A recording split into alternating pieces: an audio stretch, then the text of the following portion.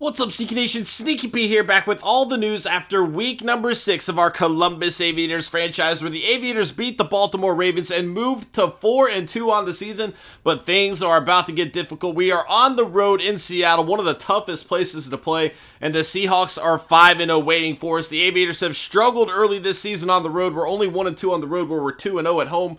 And going up against a very good Seahawks team on the road is kind of a recipe for disaster, but maybe the Aviators are going to rise to the occasion. You know, we can't have another poor game from Marcus Mariota. We've seen a few of those from him this season. He's really been inconsistent. Now, if he comes out and plays one of his good games where he doesn't turn the ball over, makes some big plays, you know, gets help from Sean Sutton, Curtis Harding, Dorial Green Beckham and company, then the Aviators might be able to pull off an upset, but it's not going to be an easy task at all. You know, they do have the Legion of Boom, and that's something that the Aviators are going to have to keep an eye on. You know, they have a lot of guys capable of making some big-time plays, and it's something that, you know, we have to play a conservative game here.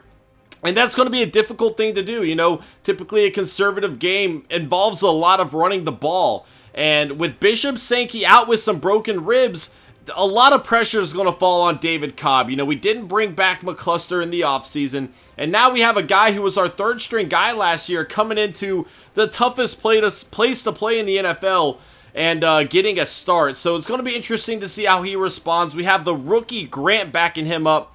He really hasn't done much of anything this season. He's hardly seen any time at all. He's going to have to step up big time. And again, we're probably going to rely on a lot of like little short throws throughout this game. Going deep against this team's probably not going to bode well in our favor. Let's check out the injury to Bishop Sankey. Let's see how long these broken ribs are going to keep him out. And he will be gone for 4 weeks. Reinforcements are on the way. Patrick's coming back next week with the bye week. Granted, you know, we don't really need a backup quarterback yet. Mariota's been healthy, luckily for us. Hopefully he stays that way. And then Dre Kirkpatrick will be back after the bye week as well. So those are two good players that we're going to have back there. And with that bye week, Sankey's really not going to miss that many games. It's still a pretty big blow to our team. Let's go ahead and check out the injury report to the Seahawks, see if they are missing anybody here. And with any luck, we'll be okay. No luck for us. No luck for you. The Seahawks not missing anybody. Let's go ahead and check out the depth chart for them. Obviously, we know Russell Wilson's leading the way. But who else has changed on their roster? You know, they might have had some other big-time moves. Whoops, that's not the Seahawks at all. There we go. Russell Wilson, 99 overall. E.J. Manuel going to be his backup, 71 overall. Landry Jones behind him at running back. Marshawn Lynch, beast mode, still making it happen. Brandon Bolden going to be the backup there. Derek Coleman at fullback. At wide receiver, Jermaine Kearse, Brian Quick, Appalachian State, baby. Brian Hartline, Desmond Morris, and Seth Douglas. So 2 young rookies here. Both of them seem to be pretty good players. Both coming out of Louisiana here. Louisiana Tech and Louisiana State. Interesting combo. You know, the future of the receivers there for the Seahawks now.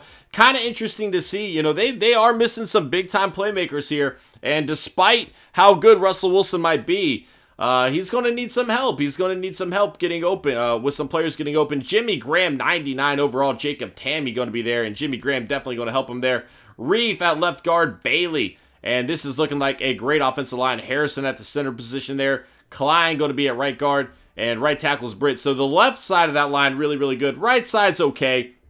Michael Bennett at left end. Jordan Hill playing right end here. Felton going to be the defensive tackle with Collins. Left outside linebacker, Bruce Irvin, a great player. Bobby Wagner and Brinkley there at the middle linebacker spot. KJ Wright, right outside linebacker. Quarterback, Richard Sherman. Kerry Williams, DJ Hayden coming over here. Leonard Johnson and Rashawn Melvin at free safety. Earl Thomas III and a strong safety, Cam Chancellor. So the big 3 still there. A few guys missing there. But overall, they still got a lot of very good weapons. A rookie kicker here, or rookie punter, I'm sorry. Earl Thomas and Bolden going to be returning kicks. Punts, Earl Thomas and Crawford. And that's the rookie strong safety there. So pretty solid team so far. They are 5-0. Nobody's been able to hurt them.